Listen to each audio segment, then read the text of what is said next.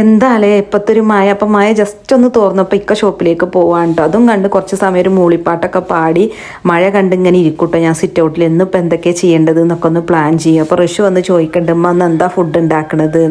ഓൻ്റെ favourite rice chicken മന്തിയാണ് കേട്ടോ. അപ്പോൾ ഇക്ക പറഞ്ഞിട്ട് രാവിലെ തന്നെ ചിക്കൻ എത്തിയിട്ടുണ്ടായിരുന്നു. അപ്പോൾ ഇങ്ങനെ ഇരുന്നാൽ ശരിയാവില്ല, നീ പോയി ലഞ്ച് ഉണ്ടാക്കാമെന്ന് വിചാരിച്ചിട്ടോ. എന്താണെങ്കിലും ഋഷു പറഞ്ഞതല്ലേ, എന്നാൽ പിന്നെ മന്തി ഉണ്ടാക്കാമെന്ന് കരുതിയിട്ടോ. ഞാൻ ചിക്കൻ മന്തി ഇങ്ങനെയാണ് ഉണ്ടാക്കുക. ചിക്കനിലേക്ക് ഓൾ സ്പൈസസും മാഗി ക്യൂബും ഗരം മസാല, കുരുമുളക് പൊടി, പിന്നെ ഞാൻ കാശ്മീരി റെഡ് ചില്ലി ഇട്ട് കൊടുക്കൂട്ടോ. ഞാൻ സ്പൈസി മന്തിയാണ് ഉണ്ടാക്കുക. ബസ്മതി റൈസ് പകുതി വേവാകുമ്പോൾ ഊറ്റിയെടുക്കാം കേട്ടോ, വെള്ളത്തിൽ കുതിർത്തൊന്നും വേണ്ട. പിന്നെ ഞാൻ ഓയിലിന് പകരം ബട്ടറാണ് ഇട്ട് കൊടുക്കുക, അൺസാൾട്ടഡ് ബട്ടറാണിത്. അപ്പോൾ ബട്ടർ ഇട്ടിട്ടൊന്ന് മെൽറ്റാക്കി എടുക്കുക. എന്നിട്ട് ഒന്ന് ചിക്കൻ ഒന്ന് ഇളക്കിയെടുത്തതിന് ശേഷം അതിലേക്ക് റൈസ് ഇട്ട് കൊടുക്കുക കേട്ടോ.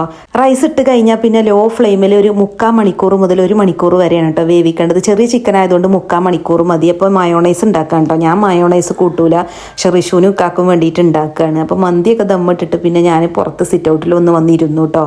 അപ്പം നല്ല വെയിലാണ് കേട്ടോ, കണ്ട മുറ്റമൊക്കെ ഡ്രൈ ആയിട്ടുണ്ട്.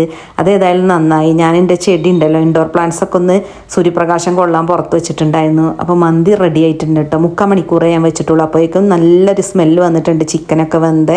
അപ്പോൾ ഇനി നന്നായിട്ടൊന്ന് മിക്സ് ചെയ്യുക കേട്ടോ. കണ്ട ചിക്കനൊക്കെ ഫ്രൈ ചെയ്തൊരു ടെക്സ്ചറിലാണ് കേട്ടോ കിട്ടുക. എളുപ്പമാണ് ഉണ്ടാക്കാൻ, നല്ല ടേസ്റ്റുമാണ്.